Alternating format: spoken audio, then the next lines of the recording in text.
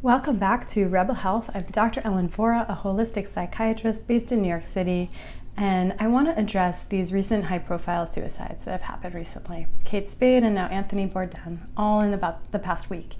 And this brings up a lot of awareness and conversation around access to mental health care, around destigmatizing mental illness. I think that's all fine. It's a good conversation. There's a piece of the conversation I think should be happening that isn't, which is recognizing the relationship between psychiatric medications and suicidal behavior. And I don't mean lack of access to psychiatric medications and suicidal behavior. I mean access to psychiatric medications and how that can cause suicidal behavior. I think that catches a lot of people by surprise. It's something we need to talk about. These medications have black box warnings. We are aware from clinical studies that going on these medications, and it's less talked about, but also very true, going off of these medications, missing a dose, tapering, withdrawing, create suicidal thoughts and behavior. We as a culture are so medicated right now. And you would think for all of these millions of people on antidepressants that we'd be less depressed. But in fact, the statistics show us the more medicated we are, the more depressed, the more bipolar, the more suicidal. So these medications are in certain ways making the problem they're aiming to treat worse. And this is of course an association, not causal, but let's get a little bit open and honest with ourselves about what's happening here. When I see a patient in my office who is tapering off of a medication, they have suicidal thoughts in that process, period. It's nearly universal. There is something about the impact that these meds can have on the brain that creates a sense of numbness and despair and impulsivity and hopelessness that can create a lot of suicidal thoughts. So when we talk about we need more access to mental health care in the wake of suicides like this, I think but the trouble is, I think, yes, people should not feel stigmatized about mental illness. People should not feel shy about getting the help they need.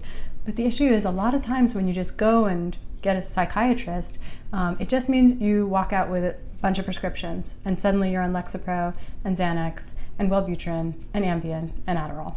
And where does that leave you? Do you suddenly feel well? You don't. You're not thriving at that point. You're highly medicated. You're kind of revved up during the day. You're having poor quality medicated sleep at night.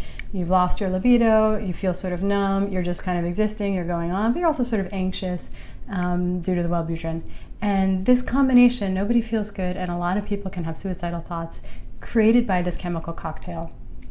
And so access to mental health care needs to be better. It can't just be access to a shrink. It can't just be access to a psychopharmacologist.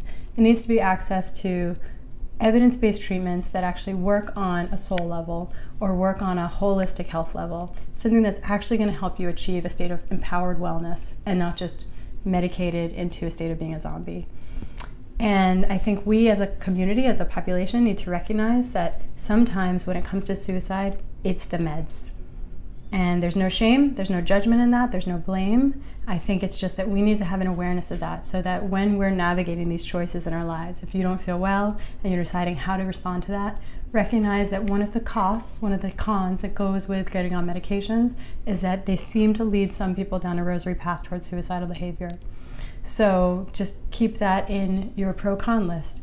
Other alternatives are things like changing how you feed yourself, eating better food. It's a lot more effortful than taking a pill, but it's better. Exercise, getting good sleep, as in getting in bed earlier, getting the phone out of the bedroom, prioritizing access to nature, being in a good community, prioritizing your relationships, getting fresh air and sunshine. These are the things that I believe actually make people not depressed. It's not just this cocktail of medications. And very few people are going to become more suicidal from getting out into nature and being with friends more. So I think just recognize the role that psychiatric medications play in suicide and be really kind to each other out there. So many people are medicated, so many people are struggling. There are a lot of big, heavy-duty, difficult questions on this topic.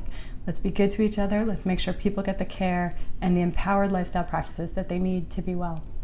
I should caveat this with saying, if you're out there and you're feeling suicidal, you're feeling hopeless or despairing, please, this is a storm that will pass. Get yourself to a therapeutic setting where you're safe until the storm has passed. Have your support networks around you 24/7, call 911, go to the emergency room, check yourself in for a hospitalization. Is that therapeutic setting? I'd be the first to admit it's not really, but I think it's at least going to keep you safe until the storm has passed. And if you feel like, no, Dr. Vora, this storm never passes for me, recognize that when you're in that despairing mode, Your brain is tricked into thinking you've always felt that way. You haven't always felt that way, though it might be quite chronic, but there are things you can do. This is not your destiny or your fate. There are things you can do to actually feel empowered. Hope that's helpful. We'll see you next time on Rebel Health.